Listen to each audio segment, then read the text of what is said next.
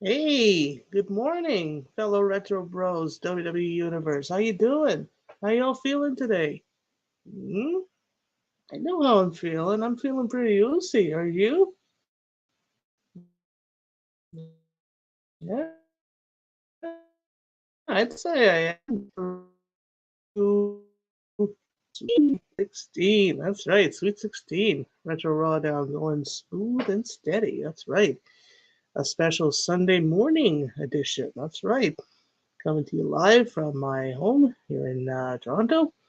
And yeah, we're gonna give opinions, views, match results from this past Monday Night Raw and Friday Night SmackDown, as well as, and actually, this is how I would like to start off today. Yesterday, the WWE aired on Fox. They aired their annual Tribute to the Troops show. For any of you who may not be familiar with this broadcast, for the past 20 years now, the WWE superstars were literally flown from uh, or to different military bases, either in the United States or as far as the Middle East. And just to be able to give and provide a live wrestling show to all the Army and military men and women who are and who were giving up their lives and to help us all fight for our freedoms, and especially around now this time of year, to sacrifice their holidays and the future of their families to be able to fight for our freedoms and do what they have to do to make sure that our lives are better, at least for themselves and for all of us. So um, I would like to take this opportunity to thank all our servicemen and women for all they do in protecting our rights and freedoms and sacrificing their own lives and the futures of their families to give us this chance to be able to live our lives to the fullest and just to make most of what we have. And then again, especially around this time of year, it's got to be, if not the hardest, because you're missing out on your holiday seasons and being with your family. So no doubt it's got to be the hardest. And also, I would like to take this opportunity to wish all of you a very happy holiday season, a very happy Hanukkah at start, and a very Merry Christmas, Happy Kwanzaa. All the best to all of you. And also to thank you all once again for tuning in and to subscribing to our Retro Bros YouTube channel. And if you haven't already, if you know anyone who may be interested in receiving like wrestling news and seeing videos about different reviews on different pay-per-views, listening to different opinions, please feel free to spread this video or any other videos on our YouTube channel. And if you like what you see, hopefully you do, to subscribe to our channel, just point your cursor to subscribe on YouTube and add to our slightly over 100 subscribers, and we'll welcome you with open arms and say thank you. That's right. As always, we'll pull a Chad Gable on you. Okay, so I will start off now by, of course, this past Monday Night Raw, and the show kicked off with the number one contenders match for Bianca Belair's Raw Women's title, and that penned Bayley against Alexa Bliss. And just to refresh your all memories as to how both Bayley and Alexa came to this point, last they each won a triple threat match to become each other's opponents for the #1 contendership. And of course, this match took place last week. My prediction, my prediction was that Bailey was to pick up the victory, whether or not damage control would interfere or not. Honestly, to me, it wouldn't even matter because I honestly think Bailey would pick up the victory anyway. And then there was a point where actually Becky Lynch had chased both Io Sky and Dakota Kai out of the ringside area, but one of my first thoughts was, you know, they'll probably be back. You know, there's no question they may show up to help out Bailey eventually. And I may have said over the past few times that, you know, I'm not too crazy about Alexa Bliss, because honestly I'm not. I never was. But if there's anything I'm liking about her now is actually her theme, her entrance theme. You know, it goes like, "Sit up, shut up." It actually almost makes me laugh every time I hear it. So it's kind of a funny theme. So that's really the only thing I like about her. I mean, I'm not too crazy about her overall skill in the ring. I mean, it's not great, but if anything, she does have a pretty good high flyer ability. The first move that I noticed was a very well done snap suplex by Bailey. You know, if you ask me, when it comes to any forms of the suplex, the snap suplex I think takes the most skill because it's quick. You know, they call it a snap suplex for a reason. Uh, you're picking up your opponent at the fastest speed, and if you're able to deliver a move like that, then you definitely have the skill and the and you'll eventually get the impact. So that definitely was well done by Bailey. And I had mentioned before that during the triple threat matches from last week, I would have liked to see Bianca on commentary, you know, scouting her potential next opponent. So I liked that last week she was on commentary, or at least on by ringside. Of course, scouting her potential next opponent. So that made it a little more exciting and to show that there was a lot at stake during that match. I have a wow moment here. A somersault senton off the apron by Alexa. You know, she like I said before, she always tends to have the high flyer ability, and she definitely showed that very well with this move. But you know, obviously it was not necessarily off the top rope, or for that matter, the second rope. This was off the apron, and you know, it definitely takes more balance and more concentration to deliver a move like that off the ring apron. You know, more, I would say more than off the top rope. So that was very well done by Bliss. I have an ouch moment here.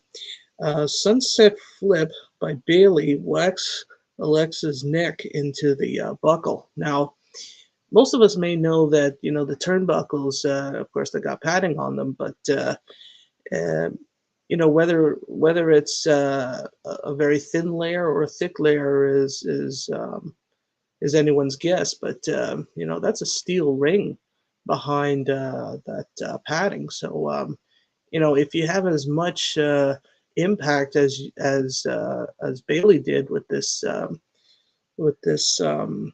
sunset flip, then definitely she got the most out of it, and definitely gave poor Bliss some neck troubles. But again, very well done by Bailey. Here's a shock of a finisher I wrote down here.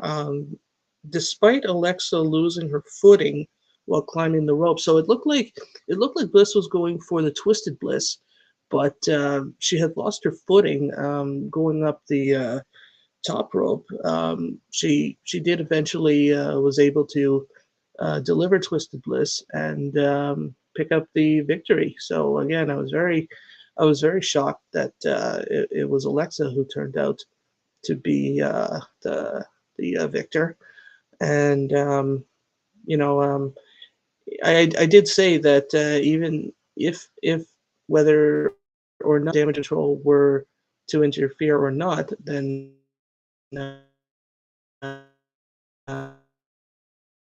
saying there's no winner for demo. That Alexa ended up picking up the victory. So basically, the next Raw Women's Title match between will be between we'll have Bianca defending the title against Alexa Bliss, and that'll most likely, I would say, definitely sometime between now and the Rumble. The Royal Rumble is at about a little over a month or so. So that match should take place sometime maybe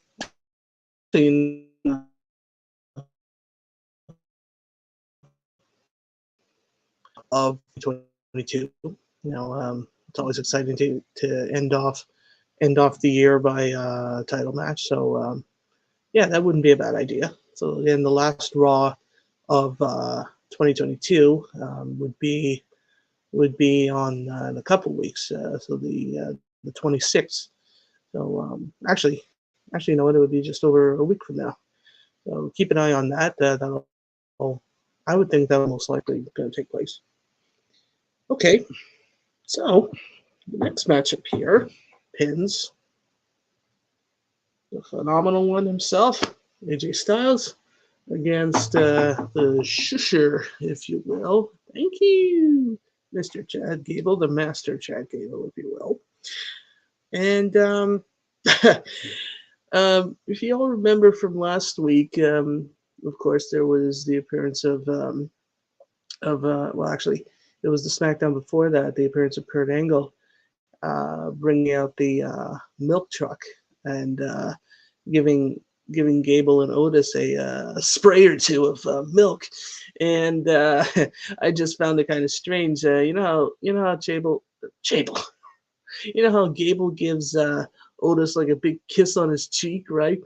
While he's coming down to the ring, and I just found it kind of strange because he was saying that Otis was still stinking from the milk spray, so it was like, dude, do you really want to kiss that? But I guess there was no effect, so that it was kind of weird, but whatever.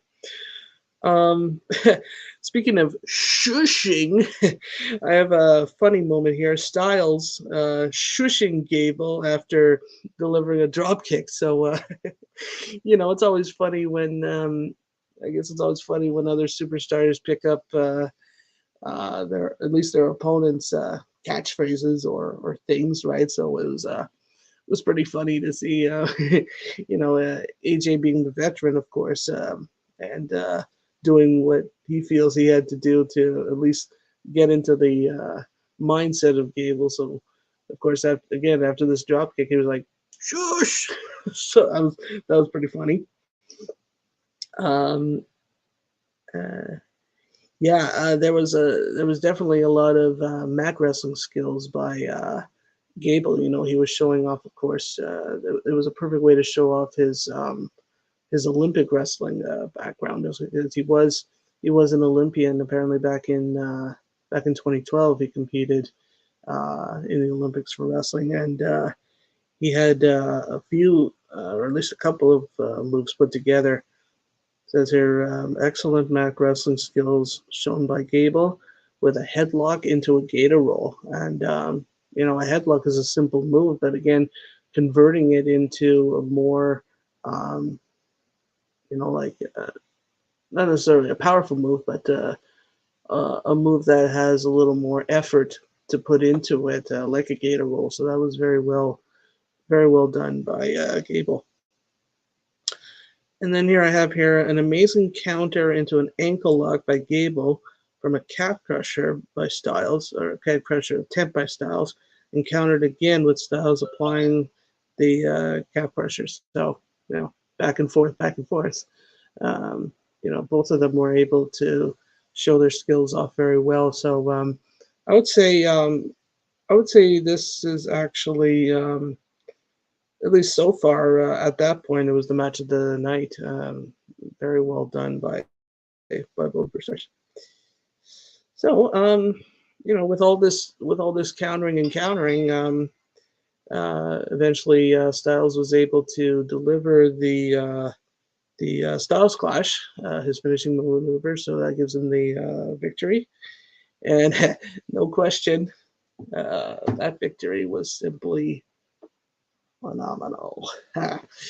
Yeah, I mean, I like with Styles, so I was very happy with that overall result. And to my was now that I think of it, I was very surprised that in no way, shape, or form did uh, so that surprised me. Okay, so next we have here is a six-man tag representing the Judgment Day. We have, of course, Damian Priest, Finn Balor, and Dominic. I'm calling him Dominic, not Dominic Mysterio, just Dominic. Against Kira Tozawa and the Street Profits, of course, Montez Ford and Angelo Dawkins. So there was a point in the match where Dawkins was paired up with Priest, and I like that very much. The two power wrestlers, the two biggest guys in each team matched up against each other, and I've always said that always makes for an excellent, at least portion of a match, or an excellent overall match. When both superstars match each other's skills and in a way move sets. And I have here excellent high impact drop kicks by both of the Profits, especially Ford.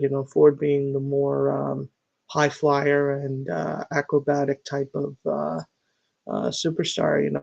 And of course, it's always impressive to see a bigger superstar or more powerful superstar try the more high flying moves. And especially a very impactful move like a dropkick.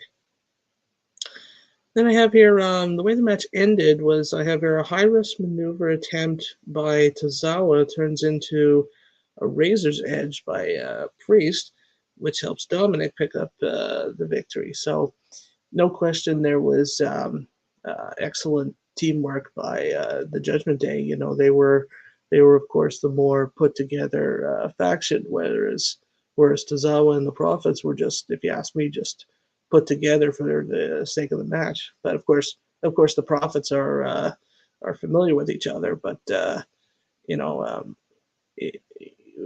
when you have when you have a six-man tag and you have all three members of one team being used to each other, whereas it was only two, then definitely gave the Judgment Day the advantage. And once again, it surprised me that Rhea Ripley did not interfere in any way. So a very good match overall, and I would say well-deserved victory for Judgment Day.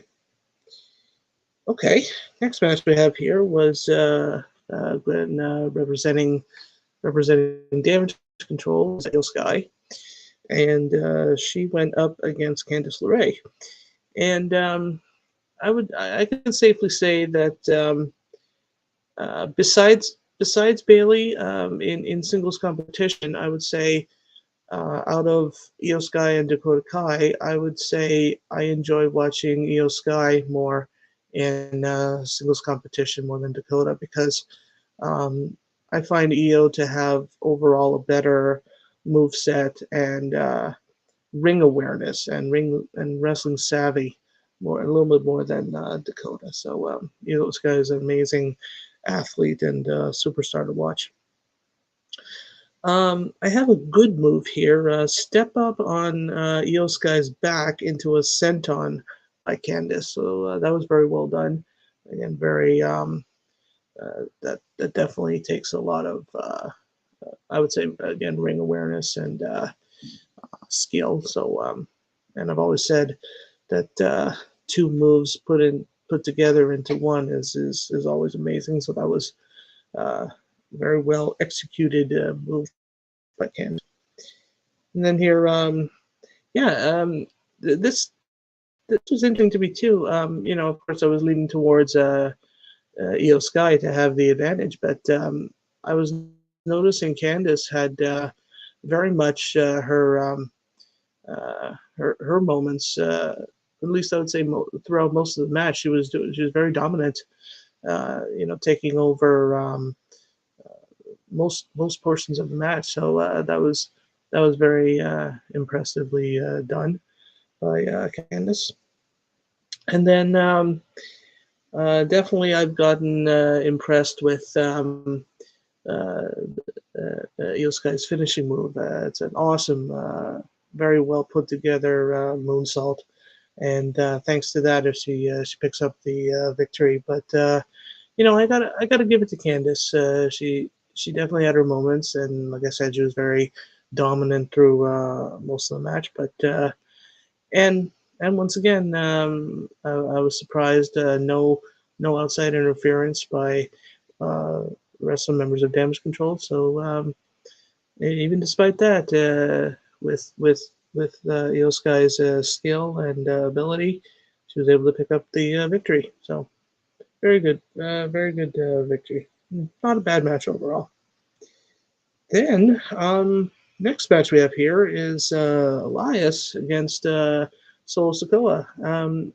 If I recall, this was the first time in I'd say a few weeks that we've seen Solo Sikoa in singles competition because at least for the past couple of weeks or so, I've noticed he would just be like standing like a statue while either the Usos were in action or Sami Zayn was in action. He would just like be there as a as the enforcer, as they call him. But it was neat to, and it was awesome to finally see him in a singles match. And one of the first points I wrote down here was I would actually have preferred to see Kevin Owens as the opponent because it was I believe it was last week where Kevin Owens helped out Elias very strangely, I might add, because we all know the history between Kevin Owens, Elias, and his supposed brother Ezekiel. Um, like Owens was stuff being he thought he was being tricked by Ezekiel saying, "Oh, you're really Elias, right?" So of course it was strange to see KO help out Elias, but leading up to this match from Raw last week, um, I personally would have preferred to see Kevin Owens as the opponent because again, you got two bigger guys, two powerhouse type wrestlers being matched up against each other, and that would have made for a much better match. I mean Elias, if you ask me, doesn't really come across to me as a very skilled uh, wrestler. I mean, maybe like his musician character or whatever sort of still throw me on after all the time. But I do like his little stint. WWE stands for Walk with Elias. I've always said I'm a sucker for catchphrases, so that always gets to me. But his overall performance in the ring that never really gets to me. So definitely Sokoa against Owens would have been a better match. Um, yeah. So like I said, this was the first time in a few weeks we've seen Solo in a singles match. I mean, if you can count Survivor Series War Games, that was a few weeks ago. Um, but that was a singles match, of course. That was a 5-on-5, but still amazing to finally see him in a match. There weren't too many moves that really stuck out to me. I mean, for Sokoa, he gives his swinging solo to pick up the win, and this time, it was outside interference by Sammy, and actually, now that I think too, I was surprised not to see the Usos because I don't know, I've gotten used to pretty much some of, if not all of the bloodline coming out together whenever they're in action. Like when the Usos are in action, you would see both Sammy and Solo come out, but with Solo coming out, you only saw Sammy. So I was like, oh, where's the Usos? So weren't feeling as oozy as we would have liked to, but still, I was happy with the result with Solo picking up the victory. I'm pretty much partial, if not full blown loyalty, and always feeling oozy. So full blown loyalty towards the bloodline. The ones. That's right. Okay. This next match was also, to me, sort of like a match of the night candidate. Pinned two of my favorite female superstars, at least on Monday Night Raw. That's Asuka and Rhea Ripley. Now, there's no question. I'm sure I'm not alone when I had noticed Asuka's new look. She wasn't sporting her usual green face paint that she had or used to have down her side of her face, and I'm wondering, oh, what's going on? Do we have a new Asuka here?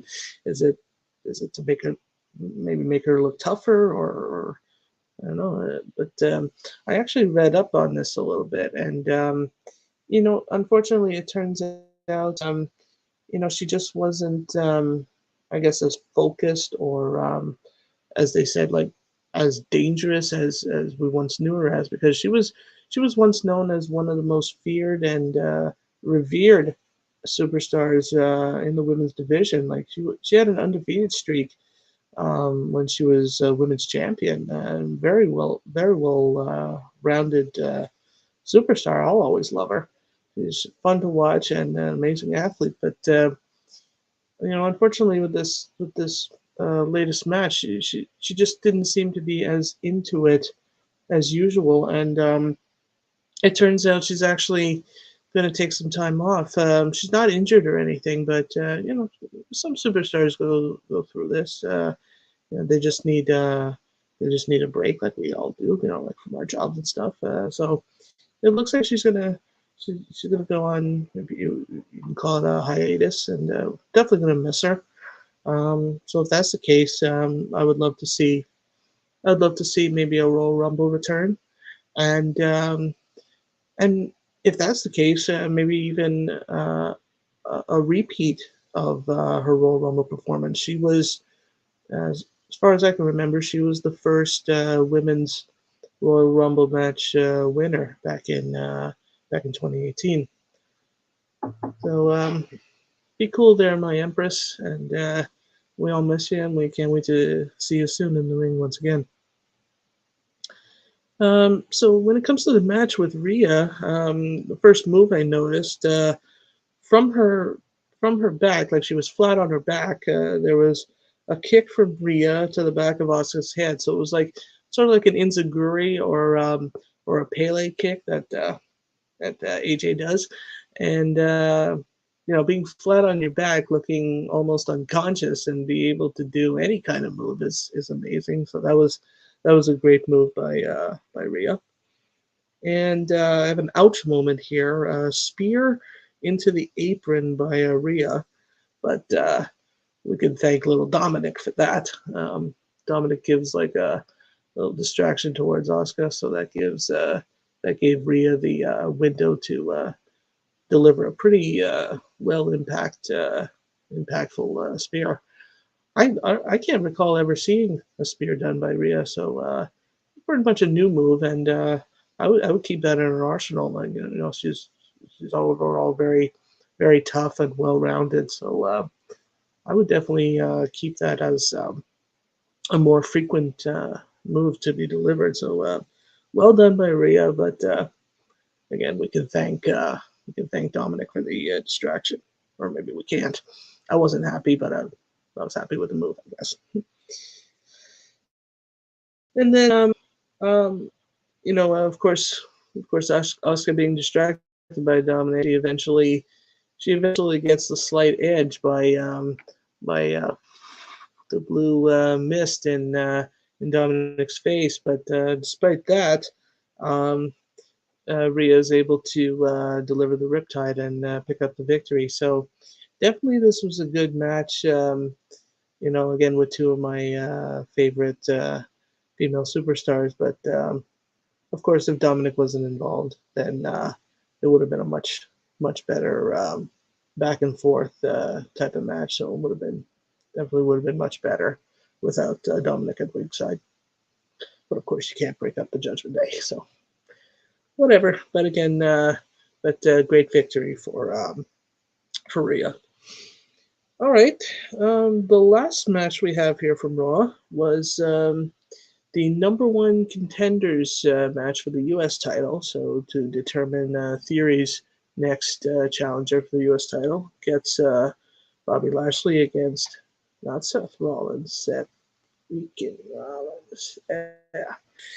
And I, of course, I'll always have a loyalty towards Seth. I was leaning towards him for the victory.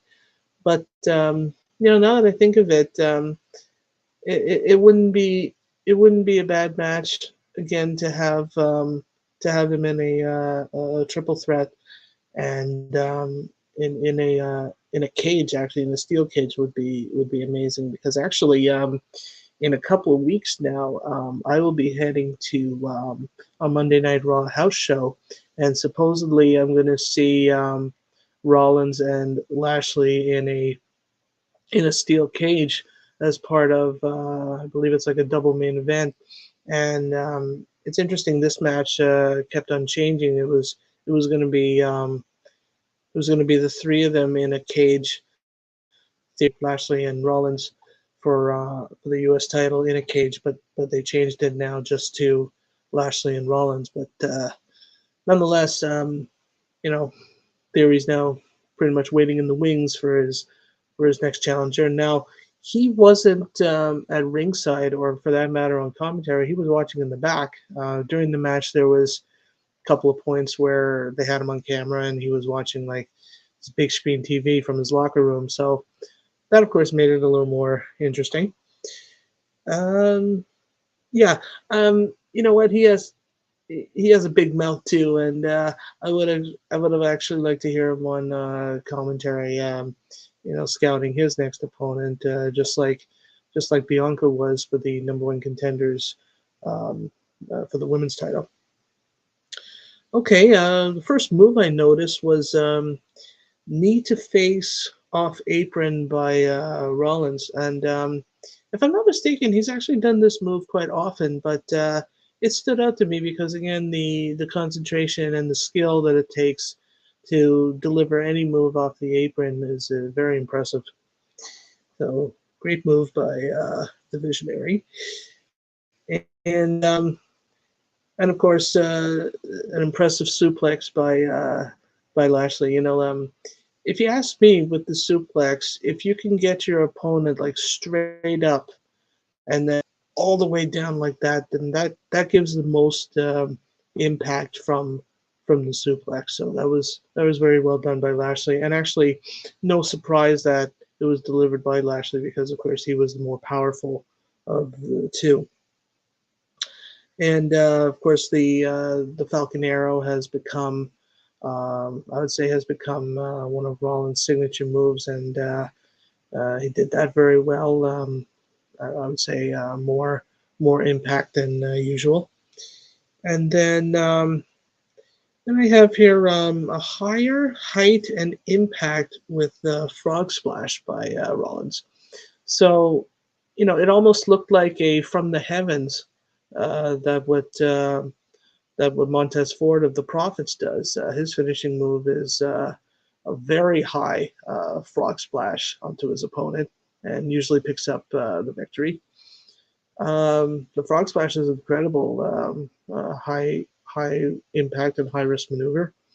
And if you can get up, if you can jump up that high from the top rope, the ring itself has got to be, I would say, around 10 feet, and then you're jumping off the top rope as high as Ford of Profits and Rollins did in this match. You're looking at 15 feet in the air, so that's crazy. And the higher you get, the more impact you're able to deliver. So that was an amazing move by Rollins. Then I have here Lashley hits a spear, but results in a 2 count. So the referee in this match was trying to avoid getting squished in the corner because I recall it was Lashley who was trying to back Rollins into the corner, but then the ref jumped out of the ring to try and avoid the contact, and looked like the ref had twisted his ankle or something like that. Yeah, I have so once the ref gets back in the ring, Lashley delivers a second spear, but the ref didn't get back in on time, and uh, because of the delay by the ref, Rollins had enough time to recover from the first spear and pretty much turn the second spear attempt into a pedigree, right? Forgive me. So basically, the match ends by Rollins turning the second spear attempt into a pedigree, and he picks up the pinfall victory. So now the next U.S. title match will be between Theory and Rollins. And now that I think of it, that match should take place on the last Raw of the year, or if not, maybe the first Raw of the new year, which of course is in a couple of weeks or so. Okay, I will move on now to SmackDown portion of our show here, and that starts off with a women's tag team championship match, pinning Liv Morgan and Tegan Nox against Damage Control. And I saw here sort of a new move, so like a move I've never seen before, sort of like a reverse Falcon Arrow by Tegan Nox on Io Sky. So I've always said interpretation of moves to create a new move is always amazing, and good for Nox to have the wherewithal to deliver that move. So that was well done. And then I have here impressive missile drop kick followed by a kip up by Morgan. Now, I've never been that much impressed by Morgan, but this move's definitely stood out to me. I always love the kip up. That takes a lot of skill too, and concentration. So that was well done by Morgan. Then I have here this was excellent teamwork by Morgan and Nox. I have here step into a code breaker by Morgan, followed by the shiniest wizard by Nox into a pinning attempt. Now, of course, most of us would expect after a finishing move we would see a pinfall victory, but not this time. But still, amazing teamwork by Nox and Morgan. So, just like Io Sky won her match on Raw against Candice LeRae, the moonsault by Sky gives Damage Control the victory and the retaining of the titles. And this didn't surprise me at all. I mean, Morgan and Nox, they were, again, if you ask me, just put together for the sake of the match, and not. I don't expect them to be a long-term tag team, and I mean, they have their skills and everything, but I don't find them to be a a formidable tag team, much less to have another title shot. So no surprise, Damage Control picks up the victory. But of course, we can also thank a mystery attack from the crowd on Knox, and it turns out the mystery attacker was Xia Li. Xia Li is actually she recently joined up with the OC, so it's AJ Styles, Luke Gallows, and Carl Anderson over on Raw. So it was a bit of a surprise to see her on SmackDown, and as to why she attacked Knox is definitely still a mystery. So I'm sure we'll have more details on that story, if you will, this coming Friday night on the next SmackDown. Okay, so so then here, even though it wasn't the last match of the night, I would say is definitely this was the main event. This was the Intercontinental title match pending Ricochet against defending champion Gunther. So of course, Ricochet earned this title shot by winning the World Cup tournament by defeating Mustafa Ali in the first round, and then his fellow American Braun Strowman, which that was an amazing victory to say the least. But definitely, this was a mismatch to all proportions. Of course, Ricochet being the high flyer and acrobatic type, and then Gunther being the powerful, rough and tough type wrestler. So, one of the first things that caught my eye, or caught my attention anyway, was Adam Pearce was there to, no question, like right away, without a trace, kick out the other members of Imperium to be able to make a fair one-on-one match. So that was a great move by Pearce. I like that very much because this was going to be the match of the night, despite the differences in move sets and overall skill of both superstars. But to eject the Imperium members was a great move by Pearce. Okay, one of the first moves I noticed in the match was, I wrote here, excellent move by Ricochet early on taking out good speed and quickness. So, question, in most situations in Ricochet's matches, he is the smaller of the two competitors, and he used his speed and quickness very well to try and sort of outwin Gunther. And I found myself thinking throughout this match, the longer it goes, the more in favors Ricochet, because he's the lighter of the two. He can go on longer than Gunther can. So I mean, it was at least I think between a 10 and 20-minute match, but um, still both superstars had their moments, and at least in the first few minutes of the match, definitely Ricochet had the advantage again with his speed and quickness advantage. Okay, then we have here, yeah, but I mean, of course, they call it high risk for a reason. It turned out there was too many springboard attempts or attempted moves by Ricochet, and it cost him. And he ended up running into a big boot by Gunther. So that right there, Gunther was able to display his power and ring awareness. They call him the ring general for a reason.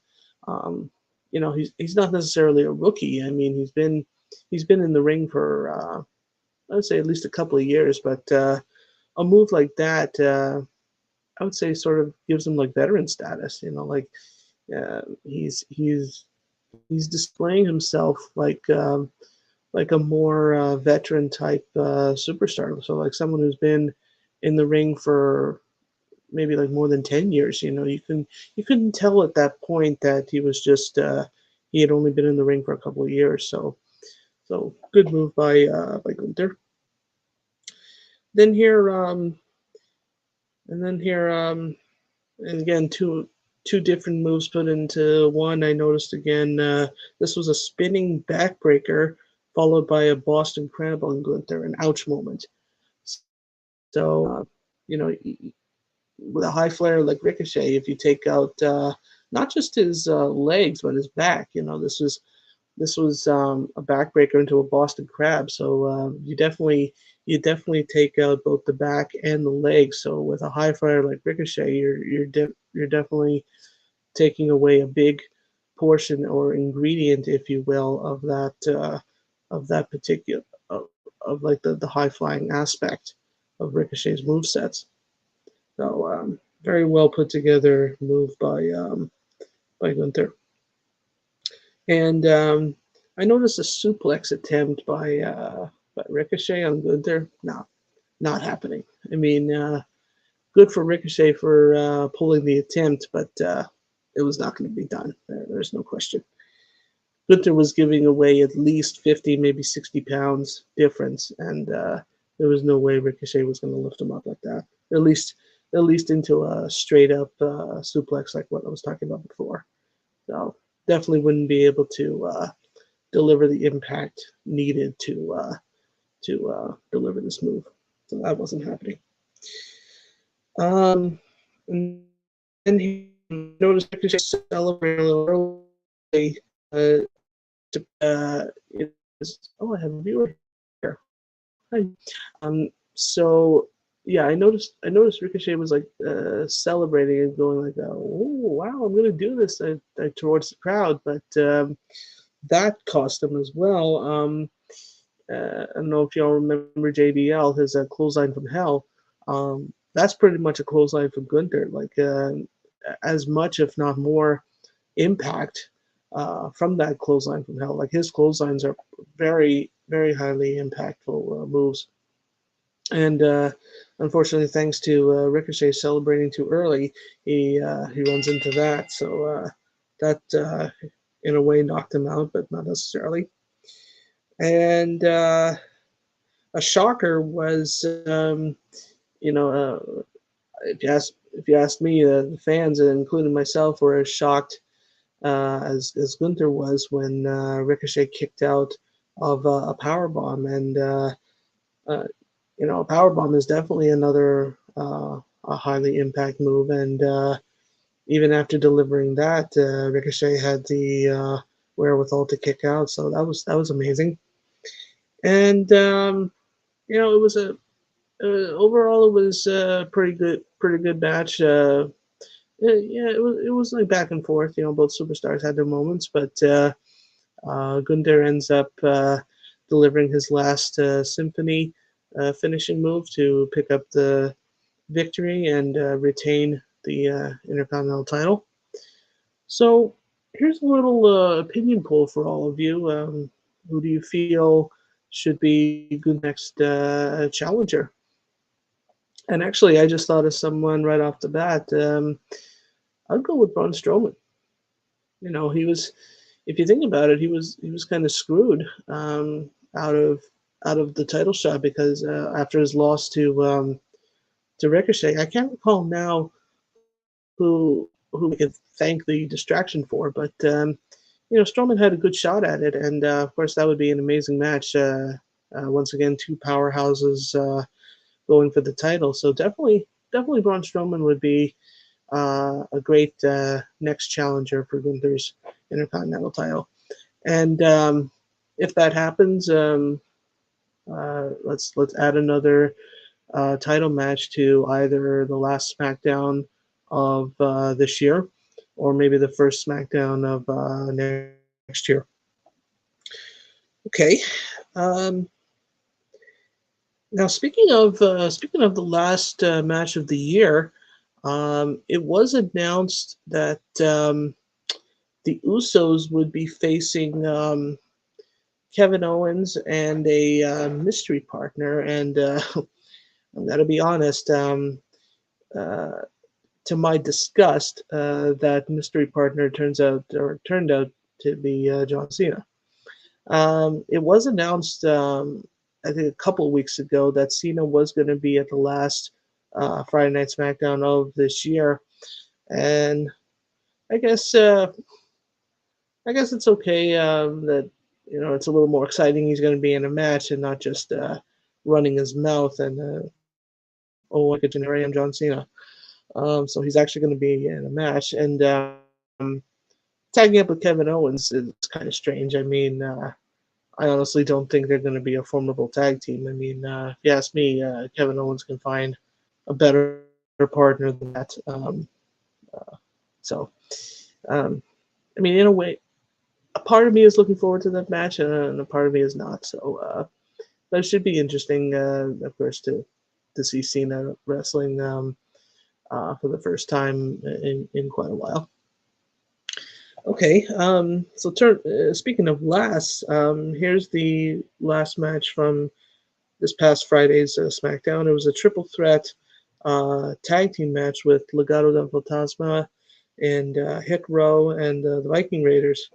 Um, the smaller guy of Hit Row, Adonis, he tried an arm drag on Ivar, and I said to myself, not happening.